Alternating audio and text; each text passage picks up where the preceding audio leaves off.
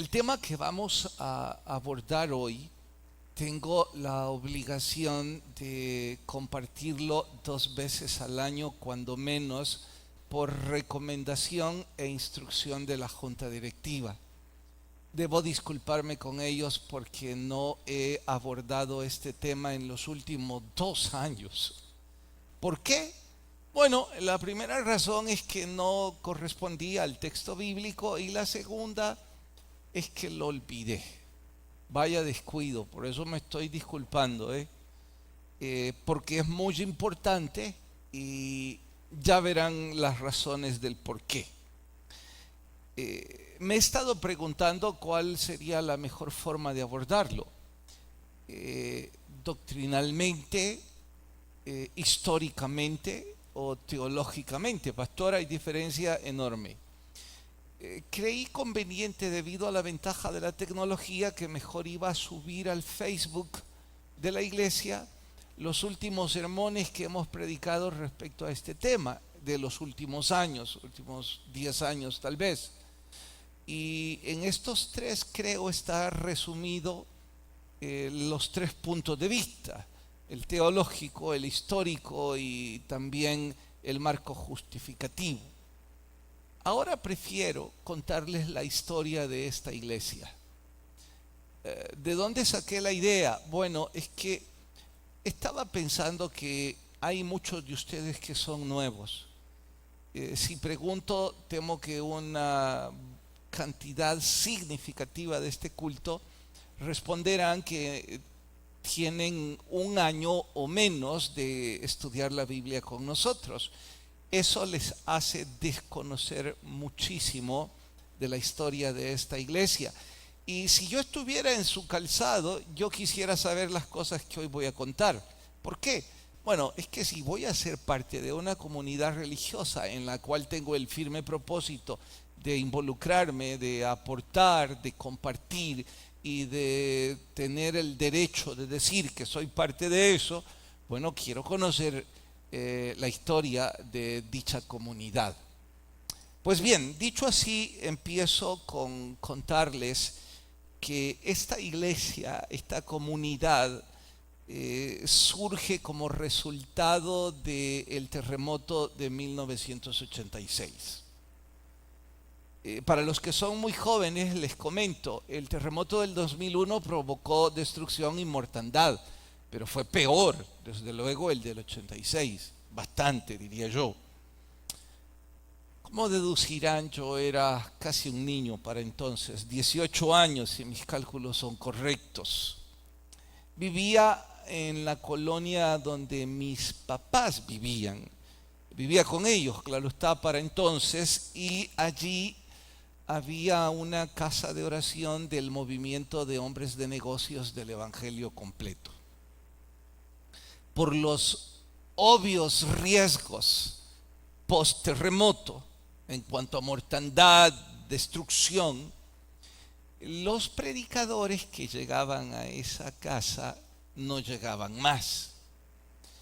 Y la familia me preguntó, ellos me conocían desde pequeño, que si me interesaba llegar alguna vez. Ellos sabían que desde muy chico me fascinó hablar en público. Para mí la oratoria, la declamación, los monólogos, los debates, eran pasión desde muy pequeño. Y también sabían que ya enseñaba la Biblia en la iglesia donde nos congregábamos a un grupo de niños, así es que no es que yo estuviera calificado ni fuera idóneo, no había otro. Y por eso me invitaron. Así es que yo de inmediato dije, pues sí, me gustaría. Y así fue como un sábado, año 86, 7 de la noche, en esa casa comenzó esta iglesia con 5 personas en una sala. Pronto la sala no fue suficiente y la cochera tampoco. Dios en su gracia hizo que el número empezara a crecer, y al punto que no cabíamos más. nos trasladamos en la misma colonia a una cochera bastante más grande que pues satisfacía un poco la necesidad. Voy a saltar, como entenderán, muchos años que son relevantes, pero no tengo los minutos para contárselos. Quizá en alguna otra vez puedo compartirles detalles que creo pueden ser afines al tema en cuestión. Pero en fin, llegó 1994. Para entonces ya estábamos organizados bastante bien y el grupo rayaba las 100 personas. De las 100 personas, el 70% habían recibido a Cristo ahí, en la casa de oración con nosotros, en los distintos grupos, de cualesquiera formas, o por la predicación o por los grupos de discipulado. Y otro 30%, que eran los líderes de ese grupo, habían venido de otras iglesias. Ellos habían conocido el Evangelio en cualesquiera otras denominaciones, vivían en esa colonia o en sitios aledaños y se habían enamorado de la casa de oración y compartían y trabajábamos juntos ahí compartiendo el Evangelio. Uno de esos grupos, dentro del 30% diría yo, que recuerdo con tanto cariño y cómo no mencionarlo, era un grupo de mujeres, señoras que ahora creo que han quedado 2 o 3 nada más, las demás están en la presencia del Señor, y que se convirtieron para mí en pilares en mi vida. Ellas me mostraban cariño, me extiendo y digo amor. Oraban por mí siempre, me estaban guiando, me estaban animando. Justo como cuando dice Pablo a Timoteo, tu mamá y tu abuela que te guiaron en el Evangelio, yo diría que este grupo de mujeres cercanas, amigas de mi mamá, fueron algo parecido. Me decían hermano Carlitos, todavía extraño el cariño con el que me nombraban. Contrasta que hoy día me dicen maestro, pero en fin.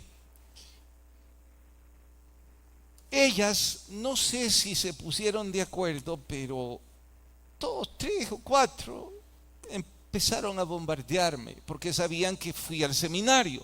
Fui no porque quisiera ser pastor.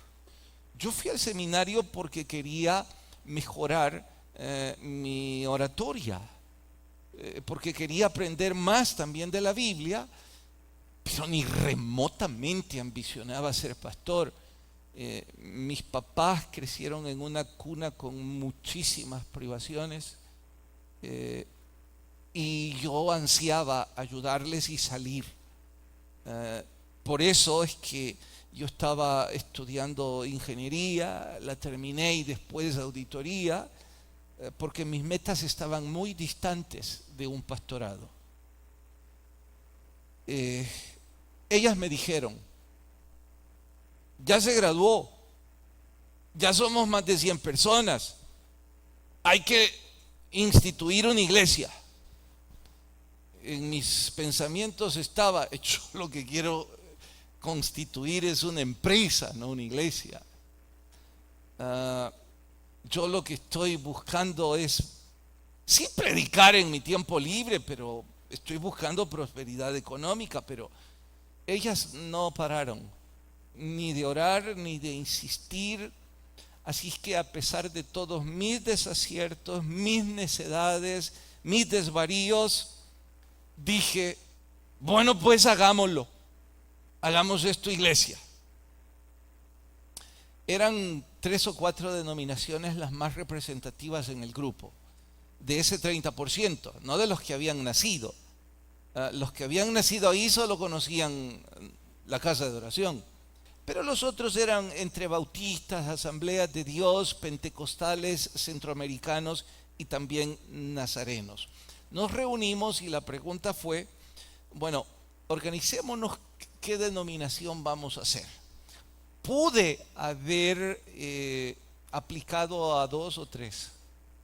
Es que les cuento, mi formación académica en el pastorado fue influenciado por 3 iglesias.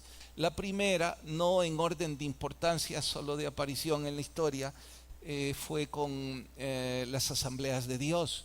De hecho, mi primer profesor de Biblia en el Liceo Cristiano fue el pastor Lisandro Bojorquez, que hoy es pastor de la iglesia Josué.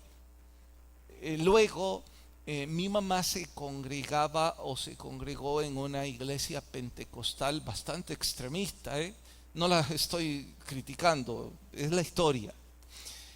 Ahí tuve mis primeros romances con la Biblia. Y luego estudié en el seminario con los bautistas, así que yo diría que yo soy el resultado o la mezcla o la influencia de estas 3 iglesias. Saben que estuve haciendo números y si no me equivoco es como que si hubiese estado casi 5 años en cada una de estas congregaciones sin planificarlo y sin pensarlo, y obviamente recibí la influencia de las 3. Yo pude entonces haber dicho, probablemente nos reciben en cualesquiera de las 3, pero a quien complazco si hay de 4 o 5 denominaciones.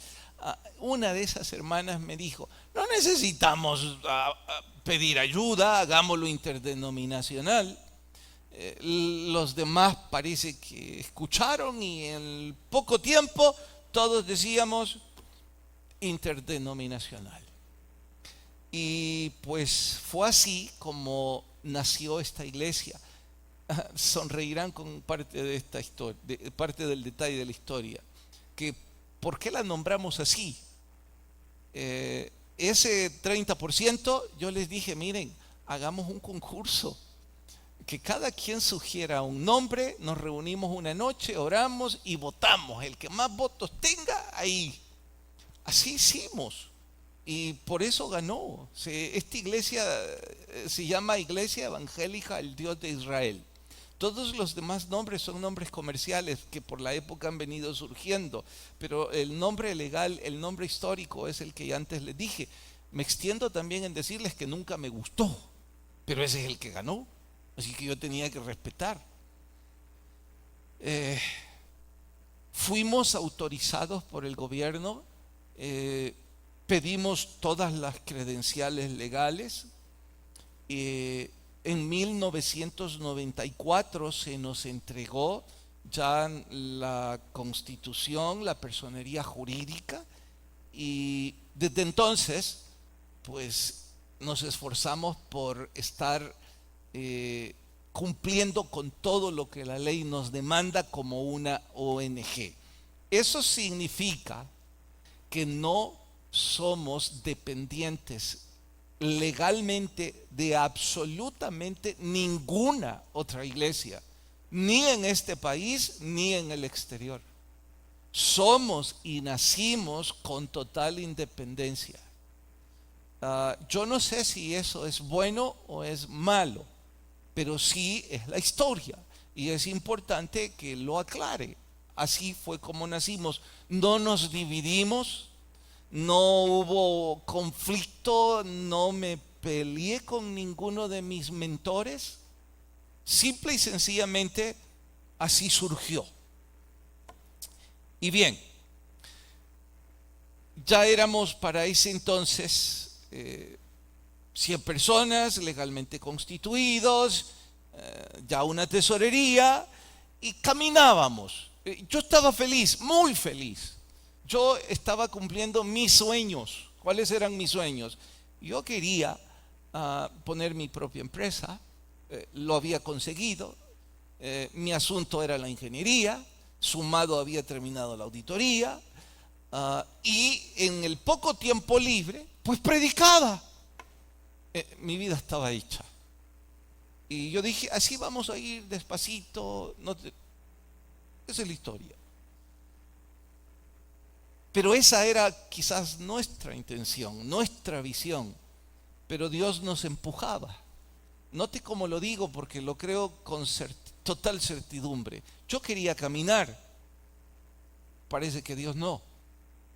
Jamás vaya a confundirse usted pensando que yo fui en ese entonces, y menos ahora, un pastor con visión o un hombre con visión. No, yo he sido un hombre a quien Dios en su gracia a puros empujones lo lleva, a pesar de mi resistencia.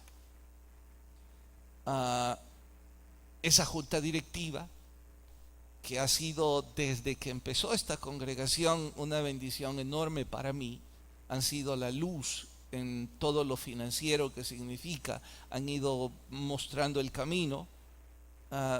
Nos empujaron, o me empujaron a comprar el primer terreno. No cuento los detalles por falta de tiempo, pero es otra historia especial. El primer templo que construimos se llenó pronto. De 125 personas o 100, en año y medio éramos 400. En esa colonia éramos un dolor de cabeza. El parqueo, el ruido, pobres los vecinos. Creo que cuando salimos de ahí estaban tan aliviados y no los culpo. No se me ocurrió irles a pedir ayuda económica porque nos hubieran dado con tal que no fuéramos. Decidimos movernos a una carpa. ¿Por qué? Porque no teníamos dinero para otra cosa. Algunos de vez en cuando piensan que como predicador me pongo un poco dramático y por eso les quiero mostrar fotos para que vean un poquito de la historia. Hay cantidad, pero nomás les voy a mostrar 2 o 3. Esta fue la carpa que compramos. La pusimos en un terreno que rentamos en la calle Federal de Alemania. Miren si no estaba loco yo con saco en ese calor. Y la carpa pues se llenó de inmediato, tuvimos que comprar anexos. Siga. Y este fue el primer salón la primera sala cuna. Bien, gracias. Tenemos mucho más, pero no muchos más minutos. Allí estábamos en ese terreno alquilado. Les he contado antes que pronto la asistencia se triplicó. De 300 o 400 que veníamos de la colonia Colhuatán, 900. El dueño del terreno tenía su taller a la par. Y al ver la multiplicación, nos incrementó la renta. Por supuesto que dijimos no, y empezamos a buscar dónde comprar tierra. Ya teníamos ahorrado unos poquitos miles para una prima y meternos al banco, ya teníamos papeles. Esto me gusta. Mi esposa me dijo, no contes eso, ¿qué importa? Pero es que me encanta. Yo estaba tan perdido que como la tierra era cara, sigue siendo cara, pero era post terremoto 86 y también post 2001, los planes de renderos era barato en ese entonces, producto de los terremotos. Y fui a buscar, encontré uno, sacamos todos los permisos, pagamos, hicimos los planos, se gastó dinero. Algunos me decían, usted está loco, ¿qué los planes? Y yo respondía, ¿y dónde más vamos a encontrar si no hay cómo pagar cerca? Gracias a Dios, la UPAMS nos objetó los permisos, no nos lo dieron. Noten, dije gracias a Dios. La UPAMS dijo, no, esta es tierra protegida, no se puede poner una iglesia, ustedes no pueden venir aquí. Y como ya habíamos gastado dinero, y ya no sabían, especialmente yo me había comprometido con la familia dueña de esa propiedad. Yo estaba deprimido, frustrado, diciendo ya no busco nada, así que ahí vamos como salga, yo y mis locuras. En ese lapsus apareció el hermano Mauricio que está aquí. Él era en ese entonces gerente de algo en ese banco. No voy a citar detalles por ética para usted, hermano Mauricio. Apareció y me dijo, mire, ustedes andan buscando un terreno, ahí lo oí. No, ya no ando buscando nada, le dije. Y él me dice, deje de cosas, yo ya le encontré el terreno. Yo no tenía ánimo de ir a ver nada. Acepté venir a ver el terreno por respeto y gratitud, por educación a él. Entonces yo le pregunté, ¿dónde es? En la 5 de noviembre. ¿Cómo vamos a poder pagar algo ahí? ¿Y qué pierde con irme? Bueno, vine. Este y el que está atrás y un poquito de allá eran 2 manzanas y 3/4 de manzana más. Pero lo que él me dijo prestar atención fue a una manzana. Todo esto eran ruinas del terremoto. La familia Mullins era la dueña, quizás sigue siendo, de la fábrica Minerva, no sé si existe. Y ellos, en una estrategia financiera, lo dieron en dación al banco. Dación es una figura comercial en donde se paga como parte de la deuda de la hipoteca, en lugar de un embargo. Y eso disminuye costos, impuestos, lo que sea. Entonces me dijo el hermano Mauricio, ¿le gustó? Mire, fueron ruinas, pero ¿de qué sirve que me guste si no tenemos para pagar nada? Él me dijo, estas fueron sus palabras, va a sonreír, ofrezca, hombre, me dijo. Como que fueran tomates, pensé, ¿no? Que voy a andar ofreciendo. No, ¿cómo vamos a ofrecer? No tenemos ni siquiera para la prima. Mire, pastor, me dijo, eso está, si no lo vendemos, esa es una carga para nuestro banco, es activo extraordinario. Está en dación, está en el momento justo, yo sé cuánto quieren. Entonces, dígame usted cuánto vale. Él me dijo 300, creo, no estoy seguro, $350,000. No sé si es un poco más o menos, pero el 300,000 sí me acuerdo. Y ya yo dije, ¿ya ves? ¿De dónde? Le dije. Así que no. Él sonrió. Creo que no es la primera vez que él me dice que soy terco.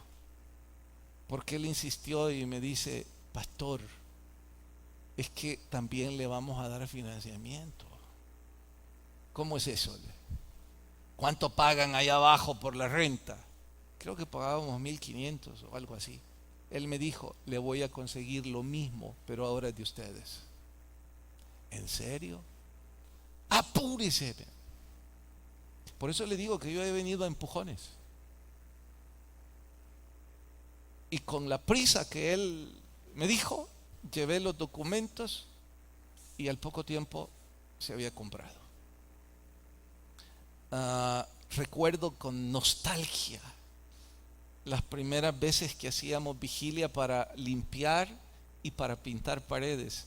Lo único que queda de esa historia es la pared que está en mi espalda y las columnas. Las columnas siguen siendo parte de la estructura de la fábrica. No esas, solo el hierro que está por dentro de esa cajuela. Y si alguna vez han visto en el bautisterio madera vieja, son mis locuras, ese es mi recuerdo. En la pérgola, en el bautisterio, hay unas barras de madera, porque esas eran las columnas de esta fábrica. Es madera española, incorruptible.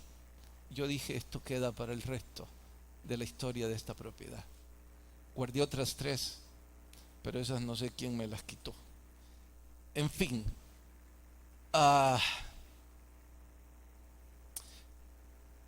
desde entonces, ¿qué pasaba espiritualmente? Esa es la parte más emocionante. Habían, si no cada semana, y no exagero un poco, cada 15 días o cada mes, milagros tras milagros de familias restauradas, rehabilitadas, hombres y mujeres que sus vidas estaban cambiando, que recibían al Señor, se bautizaban, venían del alcoholismo, de la drogadicción, sin familia, sin destrucción. Algunos de ellos han dado sus testimonios en público, otros no sé. Pensarán, el pastor exagera. No, me quedo corto. Uno de esos recuerdos que tenía en mi mente anoche es aquel hermano que el encargado de parqueo siempre me decía: pastor, dígale que venga tarde, hombre. Yo decía: pero ¿y por qué? Es que el carro siempre se le queda y hay que empujarlo. Y yo pensé, a lo mejor no, si en realidad estaba partido en dos el carro, yo no sé cómo encendía. Y cuando le conocí y supe de su esclavitud sexual, del alcoholismo, su bancarrota, si yo hoy lo paso, les digo su nombre y ustedes saben sobre sus carros, sobre su familia restaurada, ustedes dirían que yo todo esto lo estoy inventando. Porque cuando yo les veo, no dejo de pensar: wow, cuántos milagros los que el Espíritu Santo estaba haciendo. ¿Nosotros hicimos algo? No, nada, yo ni me daba cuenta. Yo sabía estas cosas meses o años después, cuando oí algún testimonio. La iglesia y sus ministerios eran nada más una sucia herramienta que el divino mecánico usaba para restaurar vidas. Y fue así como surgieron cantidad de ministerios. Hoy hay casi 20. Jamás yo los planifiqué. Surgían 20 en un grupo y decían: mire, hacemos esto y este es nuestro ministerio y queremos ser... Háganlo, formalícenlo. Así fue como fue surgiendo Capilla, Campo Blanco. Cada uno tiene una historia hermosa. Deberían preguntarle a sus líderes. Yo no sé si los líderes actuales conocen toda la historia de cada ministerio. Yo tengo el gusto de saberla. Pero cada uno tenía una historia bella, de cómo el Espíritu Santo había dado forma a eso. Ahora, simultáneamente surgieron otros ministerios que se convirtieron no en más importantes, pero sí en más costosos. Hablo del colegio. Imagine, bachillerato, desde kinder hasta bachillerato, el seminario para pastores, 100 alumnos de promedio regularmente, cantidad de maestros, las filiales, las misiones, el campus de discípulos, que son 3 manzanas, la radioestación, las propiedades de varias de nuestras iglesias filiales y varias de nuestras misiones, que paso a paso la iglesia las iba comprando y iba sucediendo lo que hoy por hoy ustedes conocen quizá, porque temo que algunos de ustedes no conocen mucho de lo que ahora estoy diciendo que la iglesia aporta. ¿A cuántas personas se atiende por semana? 1.500 adultos y quizás 300 o 400 niños. Soy bastante conservador al decir que casi 2.000. En este recinto, o sea, en la 5 de noviembre.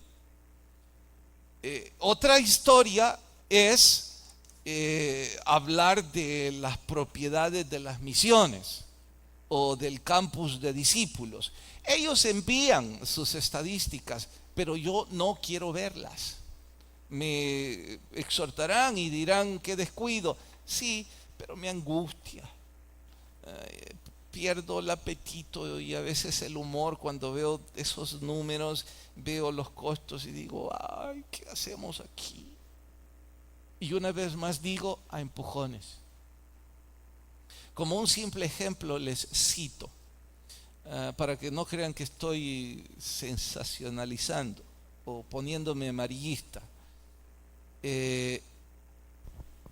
Compasión Internacional hace alianzas estratégicas con muchas iglesias, nosotros incluida.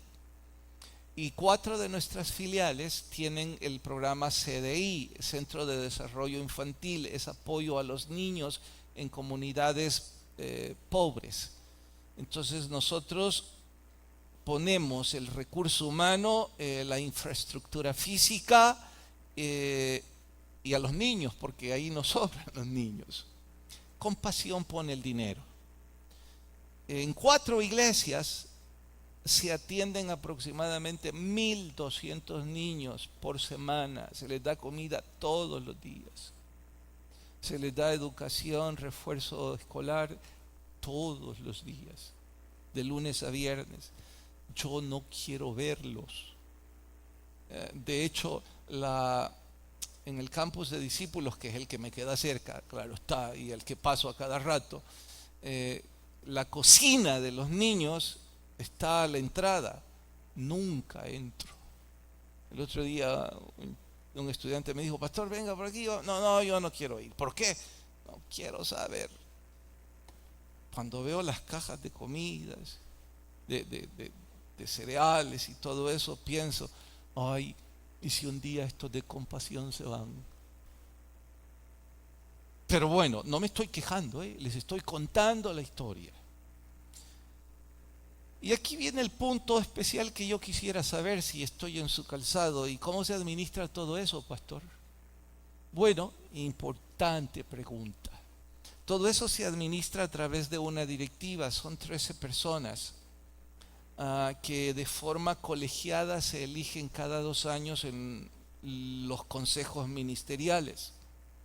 Ellos han sido durante 30 años los que deciden administrativa y financieramente lo que sucede aquí. Ellos aprueban un presupuesto y cada mes se reúnen, o nos reunimos, porque yo soy parte, para revisar la ejecución de dicho presupuesto.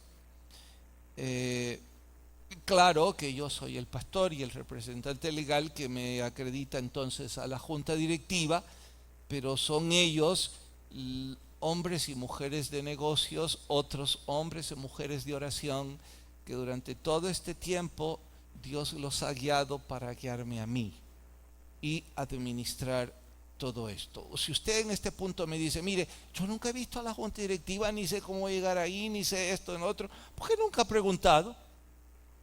Pregúnteme. Y si tuviera interés usted de acercarse y ser parte de un consejo ministerial o lo que fuera, acérquese. No sabe nada de esto porque el púlpito es para instruir la palabra, y de vez en cuando que tengo que tomar estas cosas que están inmersas en lo que ha pasado con el estudio de la palabra. En todo este tiempo también hubo gente, y a lo mejor están aquí, que no quieren ser parte de nada de esto. Ellos dicen: no, yo aquí estoy bien, no quiero ninguna responsabilidad de una estructura formal. Bien por ustedes, es entre usted y Dios. Los que son parte de eso y los que quieren involucrarse, es entre usted y Dios. No dejo de mencionar que bien dijo el predicador Spencer, un misionero que ya murió y fue un pastor muy grande en Nicaragua, que cuando se eligen líderes deben estar seguros que estos aman a Dios, que aman la obra y que de paso aman al pastor que está en la obra, porque si no, ni te aguantan ni los aguantas, dijo ese consejero. Y de hecho, estos directivos obviamente aman a Dios, aman la obra, y oro que me amen a mí también.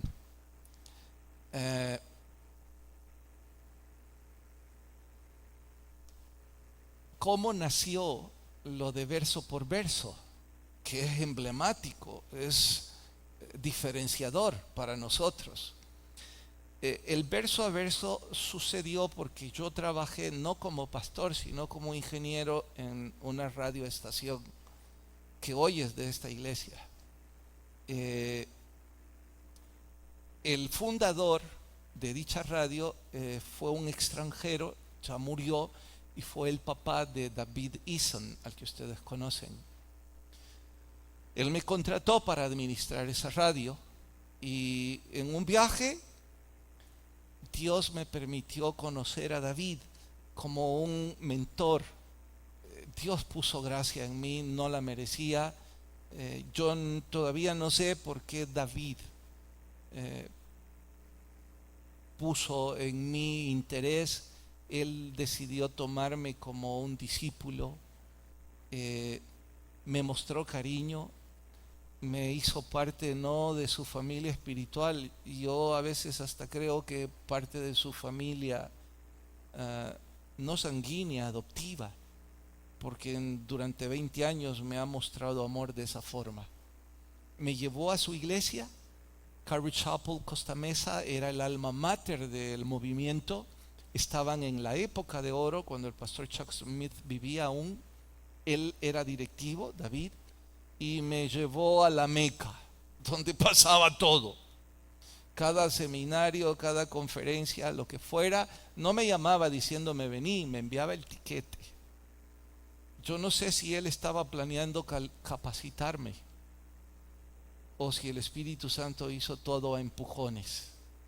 Pero ahí fue donde aprendí verso por verso, ahí fue donde me enamoré de todo esto, y así fue como surgieron algunas otras relaciones con Calvary Chapel alrededor de los Estados Unidos. ¿Nos ayudan hoy? Sí, algunas, 2 o 3, pero nos ayudan en fraternidad, no en dependencia legal ni económica. Sí nos ayudan económicamente en alguna forma u otra, pero es más bien una hermandad. Con esto estoy diciendo que esta iglesia no se sostiene ni por dinero extranjero ni por ayuda de otra institución fuerte. Esta iglesia se sostiene por sus diezmos y sus ofrendas. Todo lo que les he dicho son sus diezmos y sus ofrendas. Que de vez en cuando aparece alguna ayuda en cualesquiera situaciones, cierto. Pero son sus diezmos y sus ofrendas las que mantienen esta congregación. O todo lo que antes les he dicho, tanto que en este punto algunos equivocadamente van a pensar, wow, o sea que hay muchos ingresos. Bueno, pare ahí. Esto no es un culto para pedir dinero, entiéndalo bien. Este es un reporte que debo dar 2 veces al año. La pregunta sería, oiga, ¿y cómo están hoy financieramente? Bueno, les voy a explicar cómo estamos financieramente. Gracias a Dios, sus diezmos y sus ofrendas han permitido que para esta fecha la iglesia no tenga ninguna deuda. La iglesia no le debe nada a nadie. Y claro está que no tenemos un excedente que nos pueda hacernos sentir que estamos en una posición terriblemente privilegiada. Más bien, se las explico desde el otro punto de vista. Estábamos deseando comprar la otra manzana que está atrás. Algunos de ustedes que ya tienen más de 7 años estudiando la Biblia con nosotros recordarán que alquilamos ahí para parqueo durante algunos años. Los dueños de esa otra propiedad, que es una cooperativa, solo ocupa un pedazo. Entonces negociamos con ellos, hicimos con promesa de venta verbal. Ya sé que no se hacen con nada verbal, y menos en este país y menos en estos días. Pero fue una especie de, ok, vamos a firmar el contrato de renta y además verbalmente pongámonos de acuerdo que ustedes quieren comprar y nosotros vender. Hecho, caminemos a ver qué pasa. Habíamos ahorrado un poco porque el plan era la prima al banco y luego comprar esa propiedad, esperando que nos dieran un precio justo, parecido a la época de las ruinas. Ellos todavía lo tienen en ruinas. Después de 2 años de pagar $2,000 de alquiler, eso es $24,000. El contrato se termina, voy con la directiva y dicen no queremos vender, nos gusta que nos paguen el alquiler. Pues nosotros no nos gusta que nos cobren el alquiler. Hasta aquí llegamos.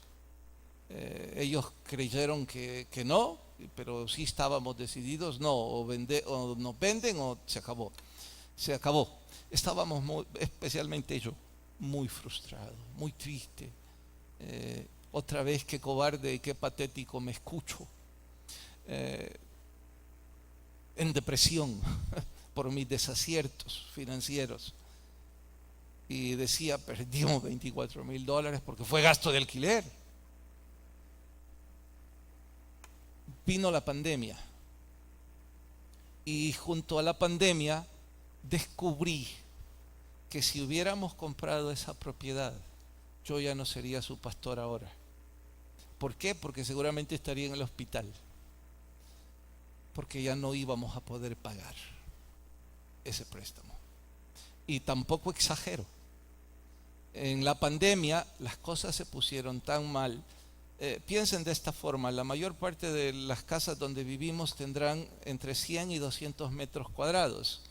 Eso significa que los costos de mantenimiento por 100 o 200 metros cuadrados en cuanto a agua, luz, renta o lo que fuera, asciende a tanto. Ustedes saben bien eso. Bueno, los metros cuadrados de todo lo que les he dicho son cerca de 4,000. Entonces multiplíquenlos. La pandemia vino, no hubo ingresos de ninguna. 5 o 10 de ustedes electrónicamente seguían fieles en sus diezmos, los demás no. No me estoy quejando, la incertidumbre y todo lo que significa. Hubo algunos de ustedes que con amor, cuando regresaron, traían los diezmos de todo el tiempo que no salieron de sus casas. Entonces no me estoy quejando, estoy diciendo la pandemia. Saben que tengo un papel, lo he guardado porque hubo una noche que discutí con Talo. Talo me estaba pidiendo información, yo le estaba diciendo lo que íbamos a hacer. Él me dijo, no papá, ¿cómo vamos a hacer eso? Y por teléfono con Manny. Esa noche yo escribí los 36, creo que son, empleados que iba a despedir. Somos 60 y algo. Entonces ya habíamos pasado medio año, 0. Imagínense cuánto significa el desgaste. Y venían otros 6 meses igual. Así es que dije, bueno, hay que quitar la mitad de empleados. Esperando que vamos a quitar otros. Tengo sus nombres y tengo los cálculos. Los tengo como un recuerdo a mi mediocridad, a mi falta de fe. En esos días que yo tenía todo eso ya y lo estaba planeando, fue que abrieron un poco las puertas y cosas como esas. Pero bueno, desde entonces y hasta la fecha, administrar la iglesia requiere austeridad, mucho tino y mucha mesura.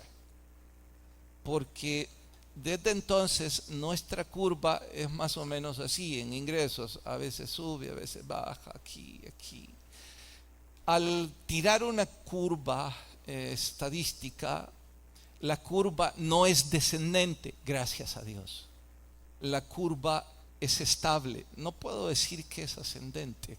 Quizás a veces algunos picos. Los que conocen estadística me entienden lo que estoy diciendo cuando digo al tirar la curva de los altos y bajos. Entonces, esa curva estable en los últimos 3 años nos grita, cuidado. Cuidado porque un desvarío, un pequeño, boom, las cosas caen. Bien, esa es la situación financiera de la iglesia hoy por hoy. ¿Para qué todo esto, pastor? Bueno, porque usted es parte de esta iglesia. También tengo que decirle que no estamos con esto pidiendo dinero, porque debo aclararles.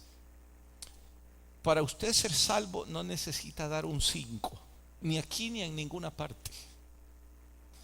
Para usted ser edificado tampoco necesita dar 5 ni aquí ni en ninguna parte. La Biblia enseña que la salvación, el precio de nuestra salvación es la sangre de nuestro Señor Jesucristo.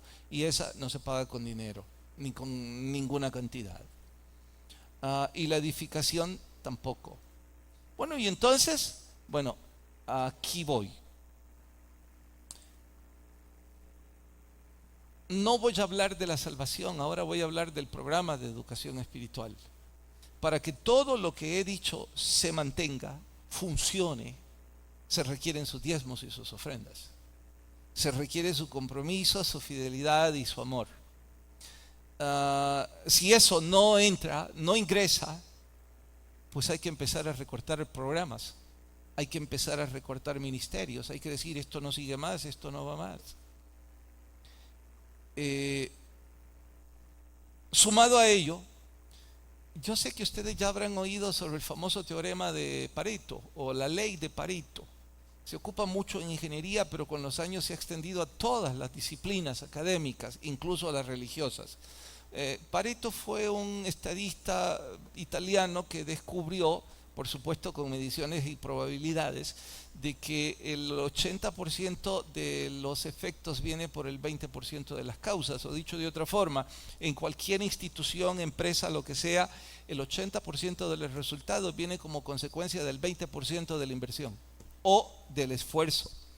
En instituciones como esta se tiene que decir que el 20% de los empleados provoca el 80% de los resultados, no el 100%. Y en instituciones como esta, una iglesia, sorpréndanse que aún ahí funciona.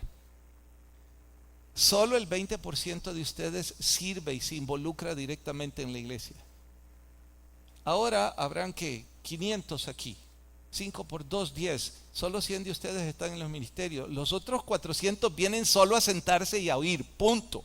Y así como entran, se largan. Matemáticamente comprobado. Y de igual forma sucede con los ingresos. Solo el 20% de ustedes diezma. Entonces la iglesia son 1.500 adultos, 15 por 2, 30. Bueno, ni siquiera el 20, porque son 200 y algo, serían 300, pero es cerca del 20% de lo que ustedes diezman. Significa que el 20% de ustedes son los que mantienen todo lo que he dicho. Que cuando alguno de ese 20% decide no aportar o no seguir su compromiso, pues todo empieza a decrecer. ¿Qué, pastor? ¿Esto es acaso alguna especie de cobro? No, ni en broma. Aquí hay varios que tienen 10 o 15 años de congregarse, jamás han puesto un ciclo, jamás nadie les ha dicho nada. Pregúnteles si va a haber. Así que, ¿cómo los conozco, pastor? Sí, bueno. Y entonces, ¿de qué se trata? Bueno, se trata de que es la historia y usted se congrega aquí. Aún le tengo que decir otro caso muy curioso en cuanto a estadísticas. De ese 20%, ¿sabe que no son los líderes el 20% los que diezman?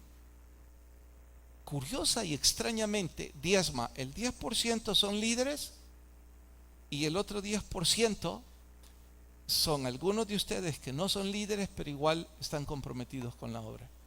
Hay un 10% de liderazgo de esta iglesia que no está comprometido. Lo digo con tristeza, pero esa es la historia. Y bendito Dios, siempre hemos salido.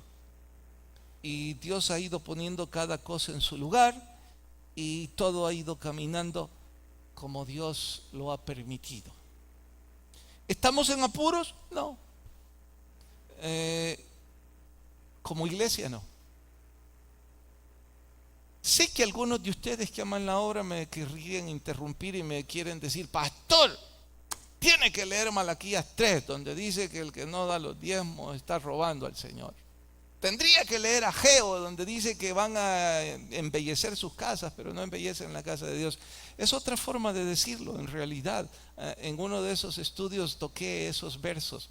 Esta vez yo preferí hacer otras dos cosas, además de la historia. Preferí decirles, mire, y yo lo veo tan simple como esto. Al terminar este culto no tenemos tiempo para comer en casa, vamos a ir a comer fuera porque tenemos que oficiar una boda en la tarde. Nos vamos a ir a sentar no sé a dónde con mi esposa y vamos a comer. Entonces mientras comemos vamos a disfrutar la comida y después de comer le vamos a decir al dependiente, adiós, ya comimos. ¿Verdad? No, el dependiente no va a llevar la factura. Me voy a enfadar porque este hombre me sacó la factura. No, ¿qué esperabas? La Biblia dice que la Biblia es el pan de vida. Ya lo han leído, ¿cierto? Y que su palabra es el maná, el pan espiritual. Entonces no hago mal cuando comparo que las iglesias somos como un restaurante, en donde usted y yo llegamos a alimentarnos espiritualmente. Yo les pregunto, ¿no es lo que deberíamos hacer? ¿Aportar para que el restaurante siga dándonos alimento espiritual? ¿Para que el aire funcione? ¿Para que haya parqueo? ¿Para que haya un colegio? ¿Para que hayan el alimento para 1200 niños? ¿Para que hayan tantas filiales y tantas misiones? ¿No es eso lo que deberíamos hacer? Bueno, ustedes son sabios, deben responderse. Y hay otra cosa más con el cual quiero ejemplificarlo. Se nos arruinó un equipo en el programa de Patmos, del discipulado. Y llegó un amigo uno de estos días y me dijo, ¿cuál es el equipo que se les arruinó? ¿Y por qué querés saber? Enseñámelo. Y ya le fui a mostrar. ¿Qué querés? Le dije. Lo quiero comprar, decime cuánto cuesta. No, no quiero que lo compres. Sé que sos un diezmador fiel, constante. Así deja. No, quiero hacerlo, me dijo. ¿Pero qué? ¿Por qué? Él me dijo, mira, Carlos, vos sobre todo, me dijo, porque sí conozco su historia. ¿Sabés cuánto dinero yo gastaba en la droga? ¿Vos sabés cuánto dinero boté invitando a mis amigos a beber? ¿Vos sabés sobre mis 2 hogares? ¿Vos sabés mi desastre de vida? Desde que vine a Cristo hace años, el saco roto que estaba se cosió porque el Señor cosió en mi vida y ya no boté mi vida, ya no boté mi dinero. No estoy diciendo que ahora me sobra, pero mira, ¿cómo no voy a ser agradecido con Dios? Acabo de hacer este negocio, me dijo el detalle, y ya puse mi diezmo y escuché lo que pasó. Aquí vengo, estoy agradecido, déjame, me dijo. Respondí, fíjate que ahora que me acuerdo hay otro allá que se nos ha arruinado. Él se puso a reír también. Lo cierto es que si usted no tiene un corazón agradecido, razón tiene de incomodarse con temas como este. Pero si usted tiene un corazón agradecido por lo que Dios está haciendo en usted, pues ya no tengo que seguir contándole nada, ni la historia. Aunque sí era importante que supieran un poco de la historia de esta iglesia. Y finalmente digo, aquellos que están pasando conflictos en cualquier área de sus vidas, sí, Malaquías dice que Él va a proteger a aquellos que aman su obra. Yo me pregunto, ¿no será que perdimos la brújula en cuanto a este tema y por eso conflicto tras otro? Tampoco soy quien para responder eso, debería responderlo usted en la intimidad de su relación con Dios. Oramos.